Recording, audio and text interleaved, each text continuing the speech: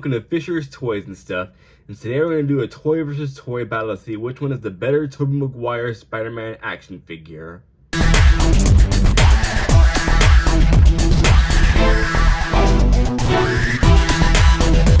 So today we're going to talk about which one is the better Tobey Maguire Spider-Man action figure. On the left you see here the first edition Spider-Man action figure based off the first Sam Raimi film released by Toy Biz. And on the right, you see the Friendly Neighborhood Spider-Man action figure based off Spider-Man No Way Home by Hasbro. Whichever wins the toy versus toy battle and gets to 10 points first wins. The colors on this Spider-Man figure from Toy Biz looks pretty good and accurate to the Spider-Man 1 movie. With his dark colors and darker blue, it looks like a pretty cool figure from head to toe.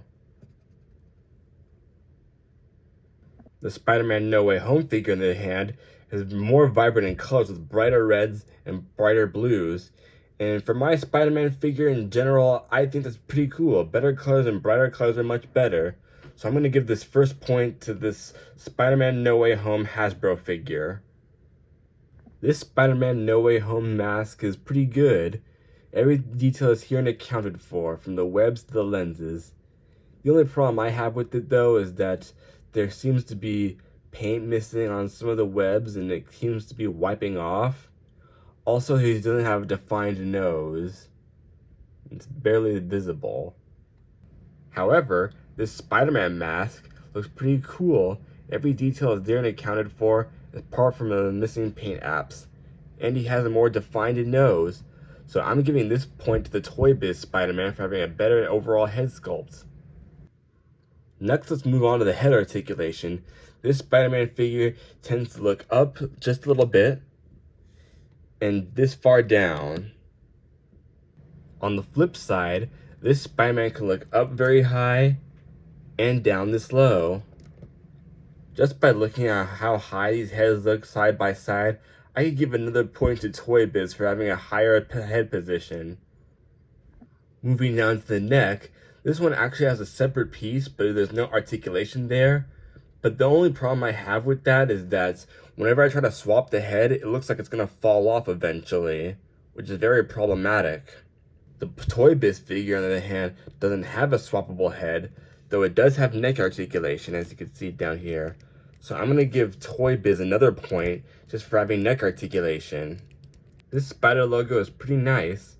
It looks cool and sleek and very simplistic, just like the first Sam Raimi Spider-Man movie.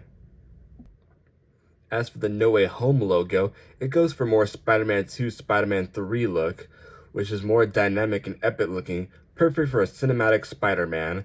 So I'm giving this point to the Spider-Man No Way Home figure by Hasbro.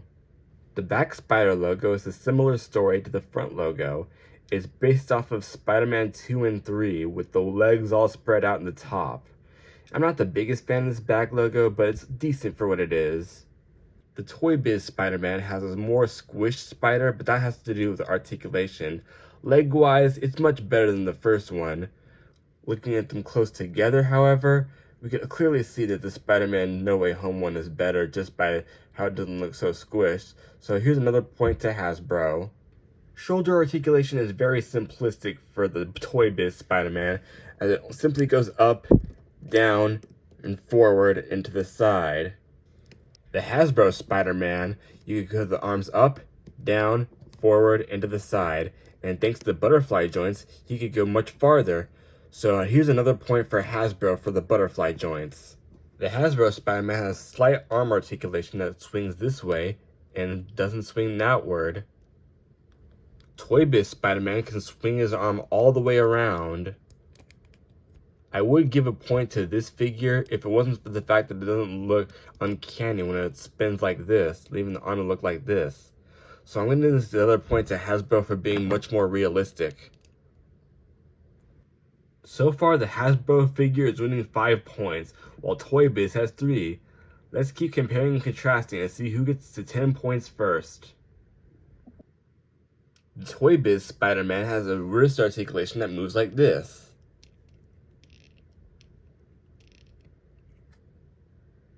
Hasbro Spider-Man has wrist articulation that moves like this.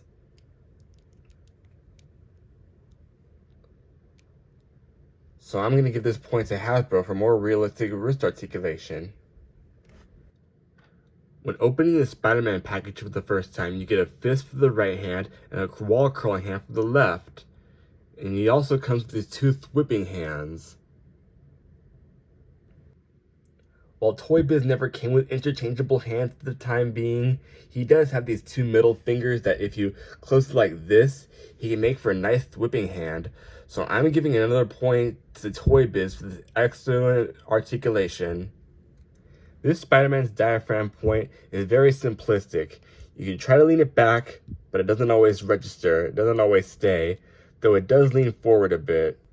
As for this Spider-Man's diaphragm point, you're able to lean it back, and you can be able to stay backwards, and you can lean forward, and he's able to stay forward.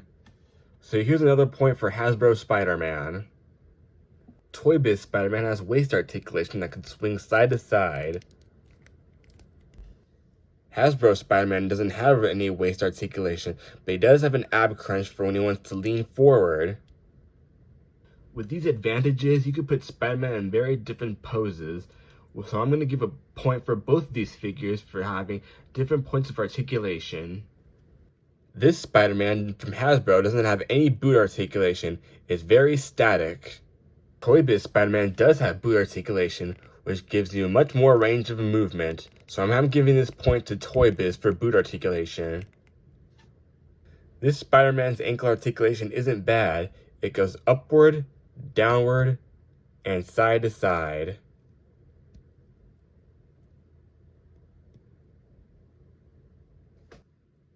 This Spider-Man from Toy Biz also has ankle articulation, which is just about the same, except there's one major difference. This one has toe articulation, which makes for nice crawling positions, so I'm giving this point to Toy Biz for toe articulation.